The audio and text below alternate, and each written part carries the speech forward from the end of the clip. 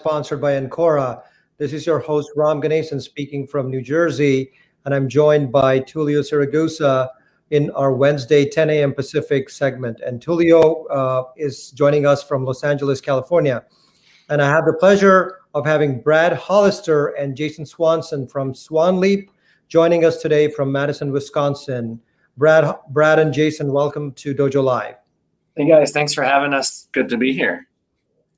That's great. And our topic of discussion is from Craigslist to the Inc. 500 list, revolutionizing shipping and logistics technology. SwanLeap is a software logistics technology company that is recently number one on Inc. 500 and Deloitte Fast 500. So a really prestigious ranking to achieve. Congratulations, gentlemen. And before we go into talking more about SwanLeap and your story there, I would like to really understand your backgrounds a little more. So Brad and Jason, if you could give us a 30-second, 1-minute snippet of who you are and what makes you tick. Sure, I'm Brad Hollister. I had done a lot of different things in the industry. I worked on the shipper side. I worked helping companies reduce costs in small parcel. I worked for a national publicly traded freight carrier. I even brokered freight. And when I looked at the state of the industry in 2008, I thought, this is ridiculous that this industry is operating this way in 2008. Fast forward 5 years later, when we started the company, nothing had changed. And so I grew up in Wisconsin with part of the UW system in my undergrad. In my free time, I like to work with other businesses and entrepreneurs on listening to their business plans and trying to help them poke holes in it. And when I'm not doing that, I'm an avid skier.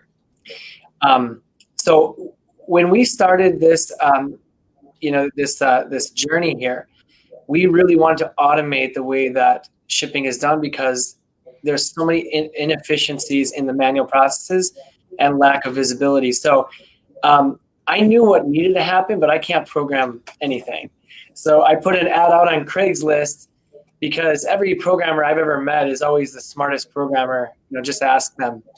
And I had hired a lot of programmers independently through different online channels and like independent contractors.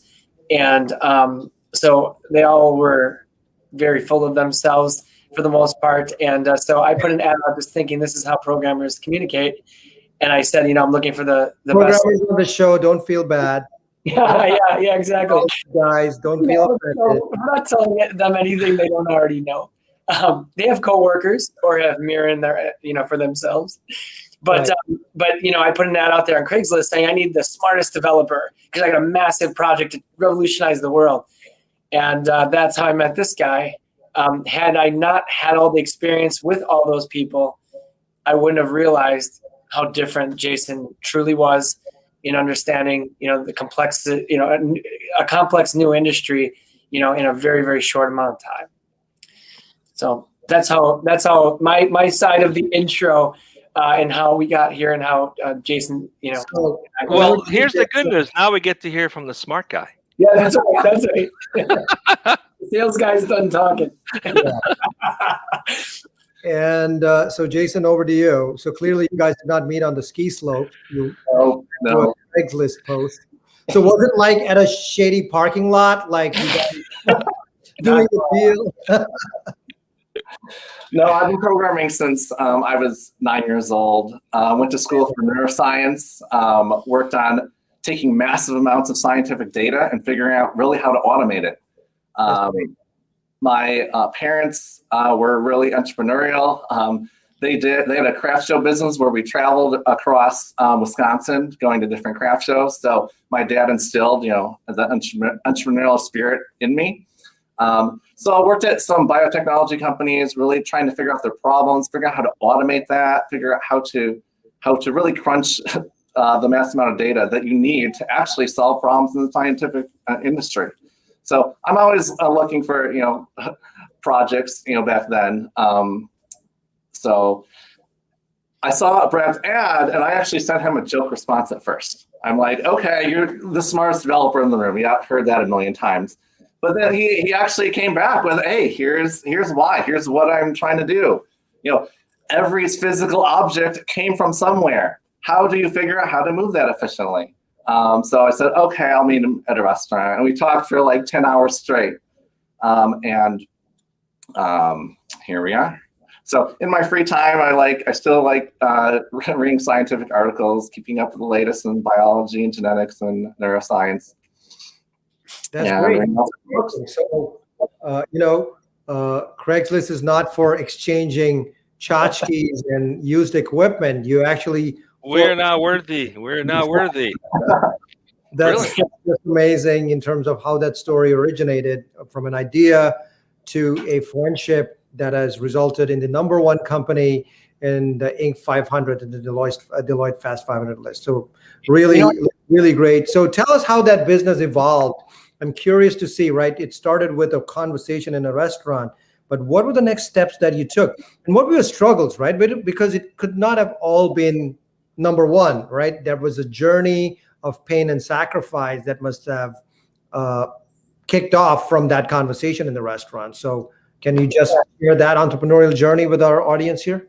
Yeah, right before I met Jason, I had gone 2 years with no income at all. And so I was digging into my retirement, and like 18 months into that, I was like telling my wife, like, one more month. And like, don't worry, next month, and it didn't go that way, right? And so, as entrepreneurs kind of find their way through, I think it's important to embrace the struggles, the hurdles, the failures, because like timing was everything for us. He had joined a startup a couple of years before, and think about anybody who joins a new company or a startup, they're super excited to get in there, and like I get pitched, I don't know, we all get pitched, I think, on LinkedIn and all kinds of places all the time, right? And some of these seem like pretty decent ideas. I just don't have the bandwidth to like give any effort to look into them. And so if you were kind of hungry already and you really didn't have a lot of things going, you might have more bandwidth to find that thing, that path that you were destined to do, right? So that is a big part of this, journey for us. And I don't know if you want to add anything to that, but had we met 3 years later or 3 years earlier, it probably wouldn't have worked. We weren't hungry at the same time. Yeah, Brad came to me with not just ideas. He came up with all sorts of wireframes, mock-ups. Here's the workflow. He's thinking this through from 10 different workflows and all these different streams. So we could actually put it together. It wasn't just idea here. He had some stuff already. So when you have those ideas, when you can think like a product architect like he was, it's hard to figure out how to audit the programmers that you're working with. You're skilled in the product architecture. How do you actually execute it? So I got pretty excited. I'm like, hey, I know how to actually execute it. You got a front end and the back end. You got to put them together. You got to scale it. In many ways. I just said, this is what it needs to do. You push this button and it goes to this screen. Like, I didn't understand that there even what a was. Welcome to our world. And back in that day, like I look back at like just the pure determination. I used to sit at home on the weekends and at night, and I would because I would work with the developers during the day, but to mock up and stay ahead of the programmers I had, which are all overseas, I would mock up the next screens and stuff, but I would draw them first freehand. Then I would come back and take a ruler and I would draw them with a darker shade pencil or press harder. And then when I got it the way I wanted it, I would take like one of those flare pens and I would put a ruler on and I would draw it all in, and then I would erase everything and then I'd put it on the photocopier. That's how I did mock-ups back in 20. The good old way of doing wireframes.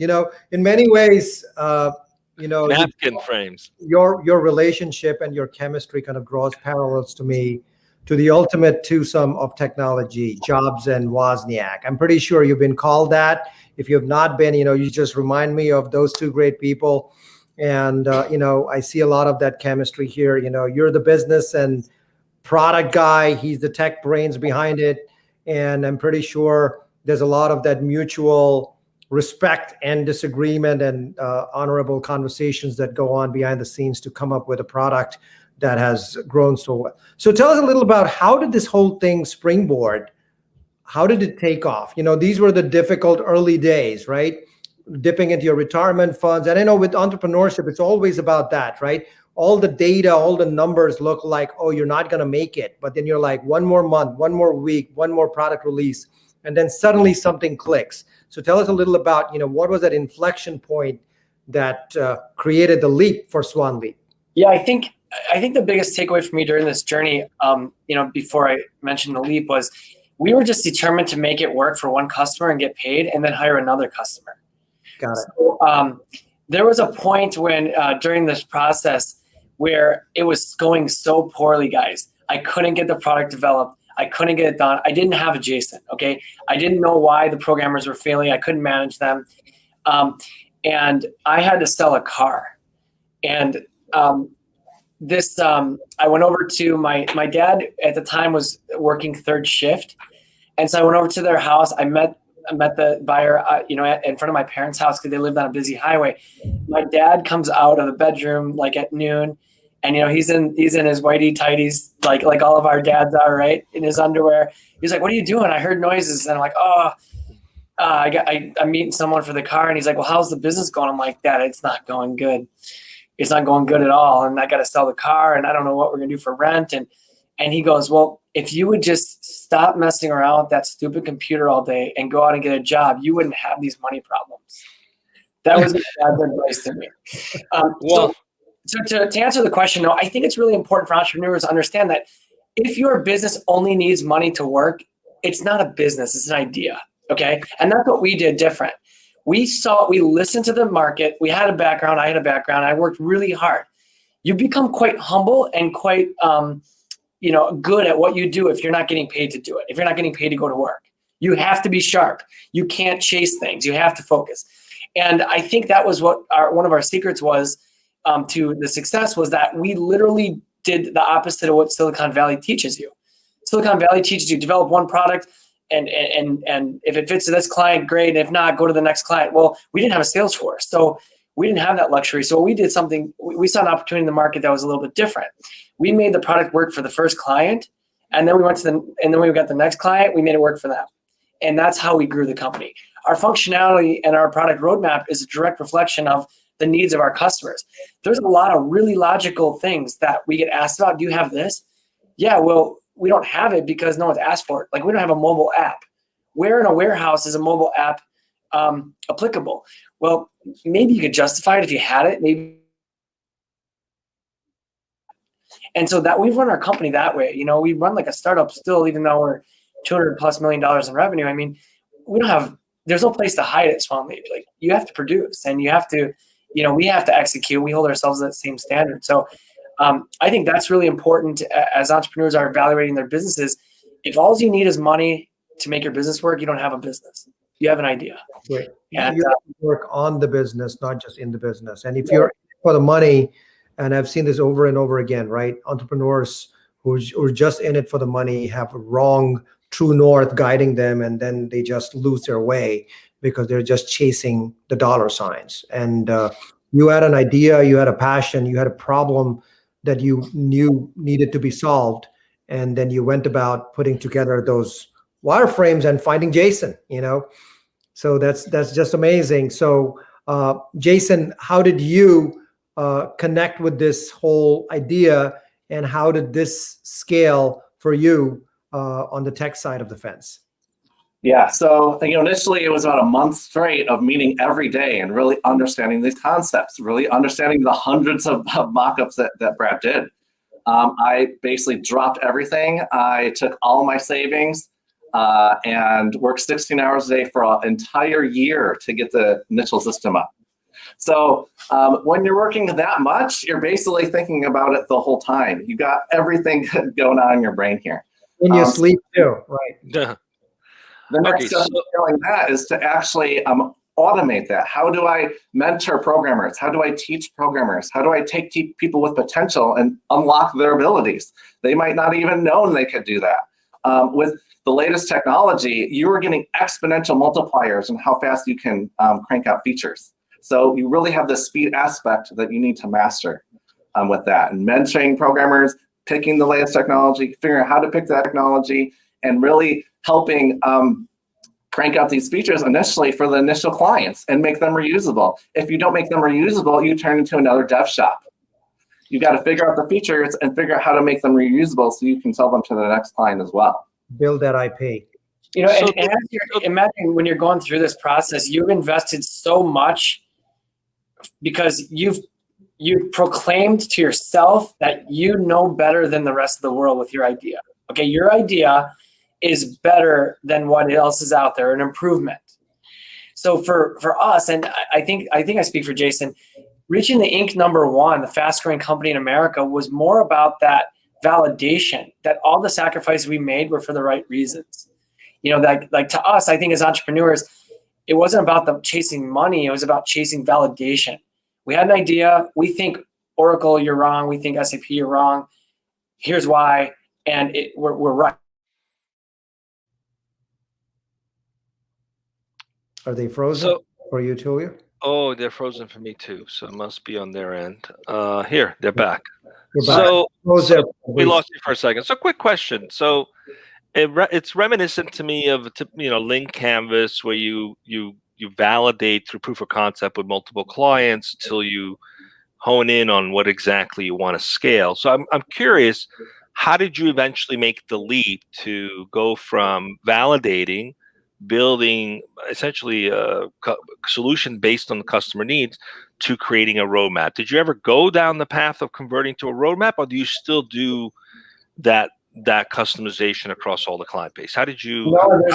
We got to a point where we looked at where the bottlenecks in our business would be, and we knew we needed to get the programmers out of launching new clients. So we need to go from sales to launching the client and letting the client use the software to save themselves a ton of money in shipping. And we need to do that without getting programmers involved. So some of the early features we thought were no-brainers, like, oh, everyone's going to want this. As soon as we launch it, like, we get an angry phone call. I hate this new thing you guys did, So then it was, I kind of joke, I think we had the hardest clients first because we really got to understand and listen to them, because every single field in our system can be turned on or off by an account manager or a virtual assistant. So if someone's like, I don't want to see, an option for that.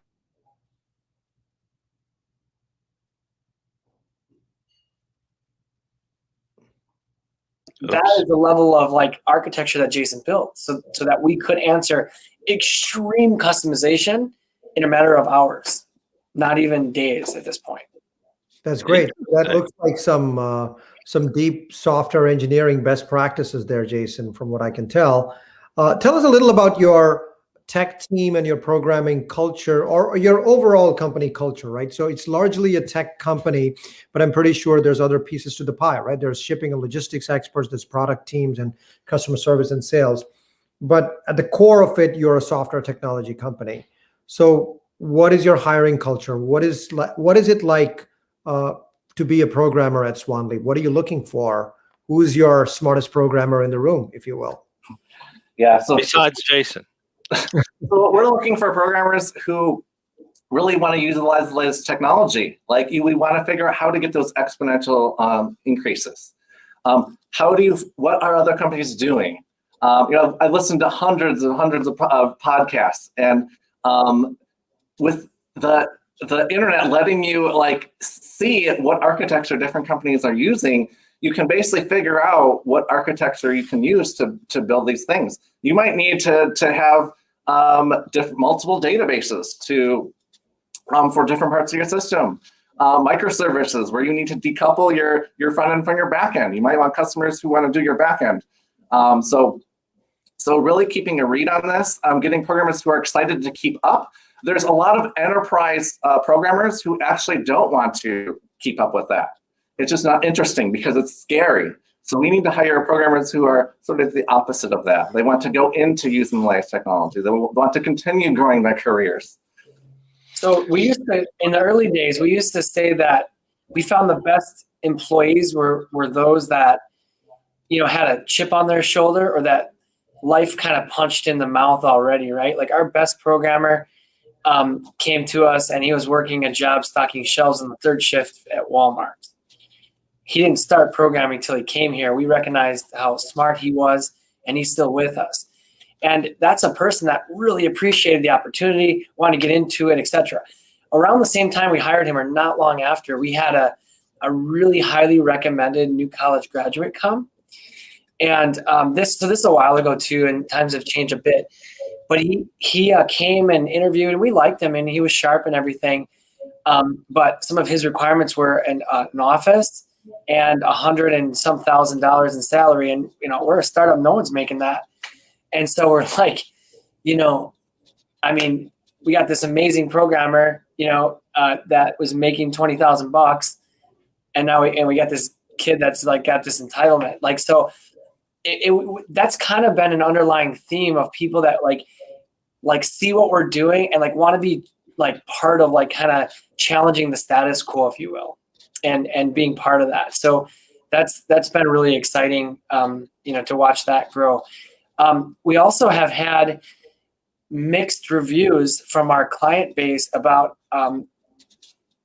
offshore employees. Now, we don't outsource, but we do have employees in other countries. In certain parts of this country, that's like looked at as, moving American jobs overseas, et cetera. But we look at it as diversification of our culture, of our client base. Of our employee base.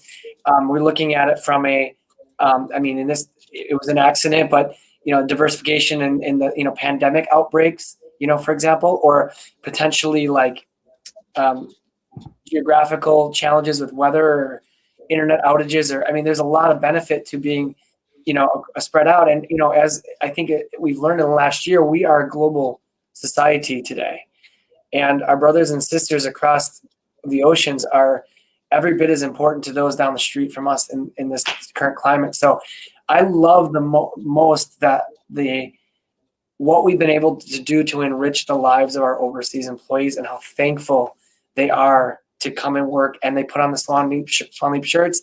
They celebrate the same parties with us, with cake in other countries. And that's been a really, kind of emotional, aspect to our strategy of culture. And that's great. In many ways, we at Encora are also a global family, and trying to see that replicated at SwanLeap is definitely resonates very well.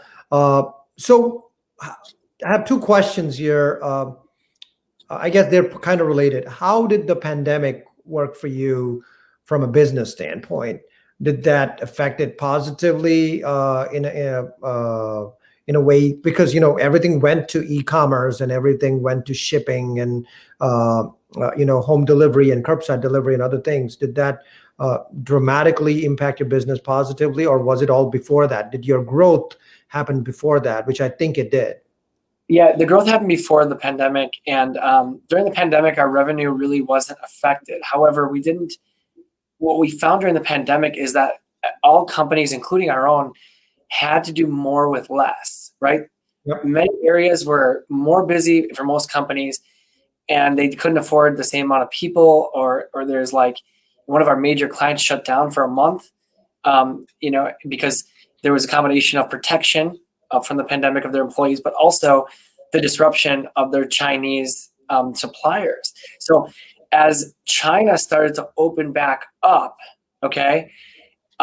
then and the United States started to reach kind of the end of it, it kind of went around the world. It seems like the other way. Remember, Italy was like really, really in the news, and then London and Barcelona, these major countries and cities were shutting down, and it kind of came across. And then as that was happening, China was opening back up. So it created this like major elastic event, which is still going on right now, as covered by the Wall Street Journal and other more, media, industry related media outlets. But like there is, I saw Peloton has 197 containers in Los Angeles on the water they can't unload. That's a lot of bikes and treadmills. And so like, we're still dealing with this, right? When like this elastic situation. So that hurt us. The other thing that hurt us a lot was nobody was looking to put in new software during the pandemic. No way. Like, so we had some big contracts that were signed, and like, we're kind of like off the races. 2020 is our year. And then everything was like cut, stopped, paused, etc. Now, what are we supposed to do, right? Like we have these clients that like us, they want to do business with us, ask us to stop. I mean, do we sue them to go after them for fulfilling the contract, or do we kind of be patient and try to help through the year? And that's what we did, because we understood, we looked at our own business and what areas we could be more efficient. But and then it seemed like it started up again in the third quarter. Kind of fourth quarter was good, and coming in the first quarter, we're having a good first quarter. So we saw more from like a pause and wait and see. We don't know what to do. In the back half of the first quarter, most of the second quarter was a pause and look around kind of situation. So not a great year from new initiatives. It didn't really hurt our company in terms of revenue and stuff. So that's great. So what's obviously don't reveal anything confidential, but what's 2021 and beyond looking like at SwanLeap? Yeah, 2021 is exciting to me because of the hard work that Jason and his team did in 2019 to re-architect our system. I had the pleasure of meeting some of the leadership from Zendesk a few years ago, and they had I had asked them in confidence, am I crazy to think that we should probably rewrite our system now that it's 5 years old? Because it makes no financial sense to a PE firm or VC firm, zero, right? It's like, you have a product, go sell it. But I'm starting to see minimal tasks taking a week, our code was starting to get old. And I asked him in confidence, and he looked at me, he said, no CEO would do that. I'm like, yeah, that's kind of what I thought. And he goes, that's why you should do it. He goes, you have to do it. You have to stay relative. And so we took his advice, CEO of Zendesk. And he says they rewrite on a regular basis. I think he said every year. And that is why Zendesk continues to explode, while others on the same block down there in San Fran, major leading multi-billion-dollar companies seem to have a product that's now drifting into almost the point of not being able to use it. And we're customers of some of those products. So it's really an interesting thing. And so what we did during that rewrite, again, look down the barrel of the gun. The right thing to do is always the difficult decision. Always. If you don't know what to do, pick the hard one, because you're not going to regret it. Okay. Right. So we rewrote the system. Good advice. What's that? That's good advice, I said. Yeah, pick the one that's going to serve the customer, not the multiple. That's not just business, though, right? Getting up at 6 a.m. and putting your running shoes on, you're not going to regret it. It's hard. But what we did, though, was we re-architected the system to add another layer that we didn't have in there before of non-transparency for the first time, to allow a freight broker, a logistics company, to receive a price from a carrier, hide that price, and give it to a shipper. So rather than SwanLeap only being able to talk to X number of clients per day, in 2021, our focus now is to give to 3PLs to essentially sell the pickaxes and shovels for the gold rush, right? We don't need to mine our own gold. If you use that analogy, we can just give the tool to the freight brokers so that they can feel the same and achieve the same amount of success that SwanLeap has with our tool. So guys, we're coming up on time. It's really an observation and more of a kudos to you guys than a question.